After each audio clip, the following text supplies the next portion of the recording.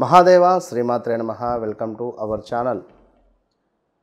బుధ ఆదిత్య యోగము ఈ యొక్క చంద్రుని యొక్క ఇంట్లో కర్కాటక రాశిలో ఏర్పడబోతూ ఉన్నది. ఈ బుధ ఆదిత్య యోగము కర్కాటక రాశిలో ఏర్పడేటువంటి సందర్భంగా ఏ రాశుల వారికి బాగుంటుంది, ఏ రాశుల వారికి బాగుండదు. యోగాలు అంటేనే హంసయోగం కానీ, లేదా బుధ ఆదిత్య యోగం కానీ, లేదా మనకు గజకేసర యోగం కానీ, అంటే చంద్రుడు గురుడు కలిసి ఉన్న ఇలాంటివి కొన్ని యోగాలు మనకు జాతకరీత్యా ఏర్పడతాయి. మరి ఈ సందర్భాలలో ఏ రాశి వారికి అద్భుతమైనటువంటి ఫలితాలు ఉండబోతున్నాయి అంటే ఎట్లా అంటే, ఉదాహరణకు బుధ ఆదిత్య యోగము అంటే మనకు ఏ పని కోసమైతే మనము ప్రయత్నం చేస్తూ ఉన్నామో, ఎలాంటి అద్భుతమైనటువంటి ఫలితాలు మనకు కావాలి అని చెప్పి కోరుకుంటున్నామో, ఈ సందర్భంలో ఈ బుధ ఆదిత్య యోగము అనేటువంటిది ఏర్పడడం వల్ల మనకు విశేషమైనటువంటి ఆర్థికపరమైనటువంటి ఇబ్బందుల నుండి దూరం అవ్వడము, జాక్పాట్ తగలడము ఏదైనా, లేదా జాతకరీత్యా ఏదైనా ఒక అద్భుతాలు మనకు జరగడము, వివాహం కావచ్చును, రావాల్సిన ధనం కావచ్చును, లేదా ఏదైనా గవర్నమెంట్ ఆపర్చునిటీ కావచ్చును. ఇలా ఏదైనా అంటే చూస్తూ ఉంటాం మనం, వాడు చూస్తూ ఉండగానే ఎదిగారా అని కానీ, లేదా నక్కతో దొక్కారా అనేటువంటి మాటలు కానీ, ఇలాంటివి కొన్ని ఇలాంటి యోగాలు ఏర్పడేటువంటి సందర్భాలలో మనకు జరగడం విశేషం.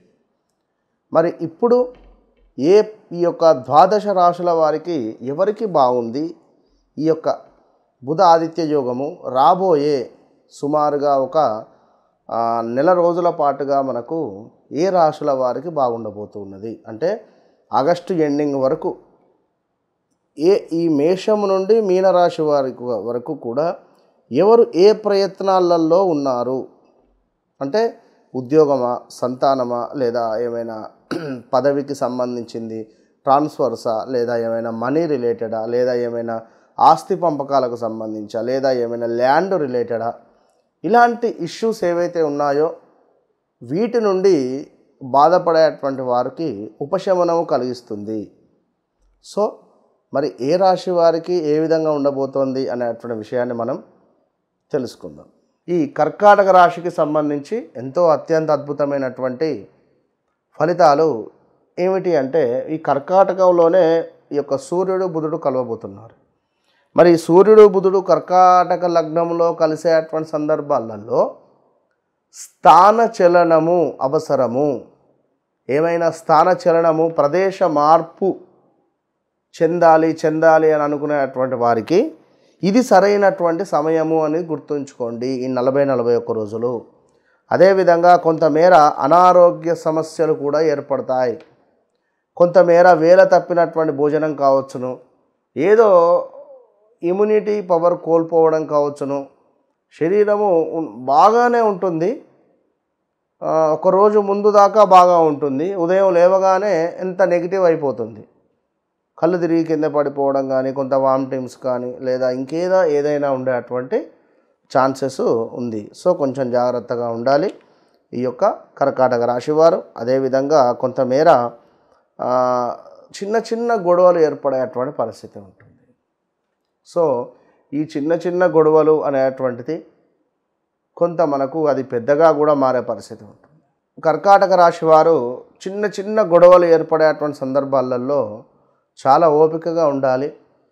కొంత మీకే ఒక ఈగో ఫీలింగ్ పెరిగేటువంటి పరిస్థితి ఉంది. కొంత శరీరము బద్ధకస్తంగా తయారయ్యేటువంటి పరిస్థితి, కాళ్ళకు దెబ్బలు తాకే పరిస్థితి ఉంటుంది, వాహన ప్రమాదాలు. సో ప్రయాణం చేసే సందర్భంలో చాలా జాగ్రత్తగా ఓపికగా ప్రయాణం చేయాలి. ఈ విషయాన్ని గమనించుకోండి. అదేవిధంగా కొంత కార్యాలలో ప్రతికూలమైనటువంటి వాతావరణం ఉంటుంది పనిచేసే చోట.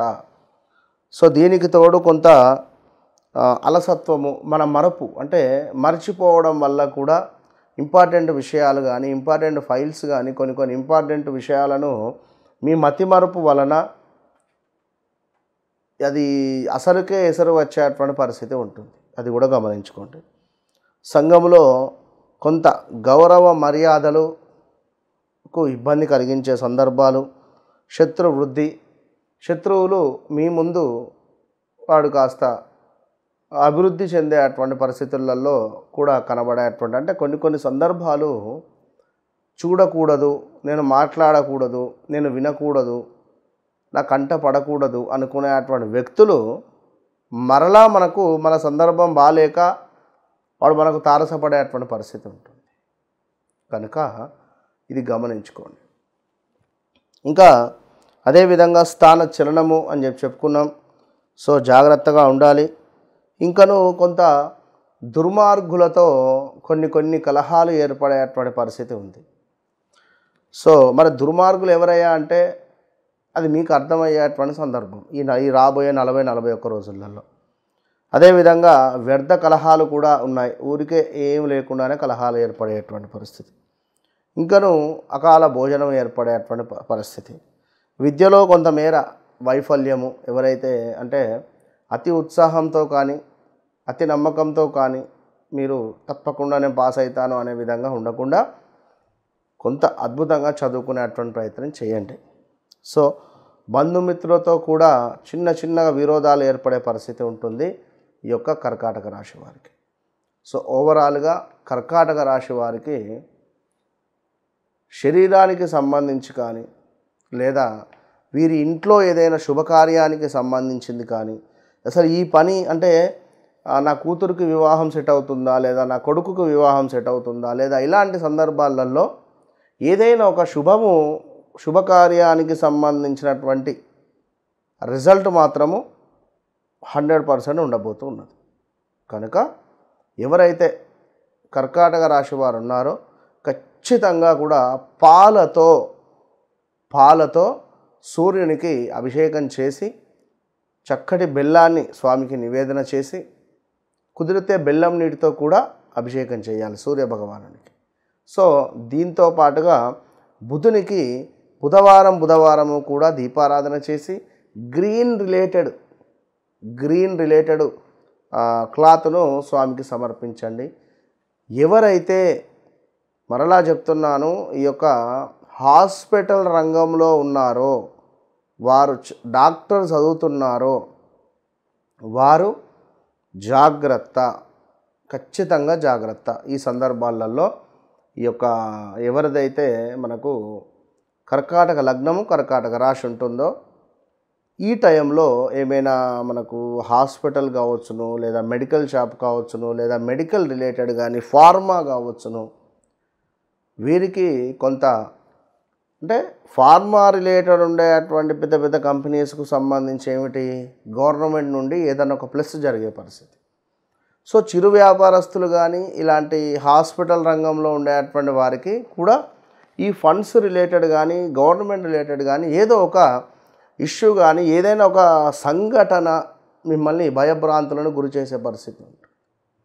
కనుక తప్పకుండా మీరు బుధవారం దీపారాధన చేస్తూ ప్రతి ఆదివారము సూర్య భగవానునికి నమస్కరించుకోవడం వల్ల మంచి ఫలితం మీ సొంతం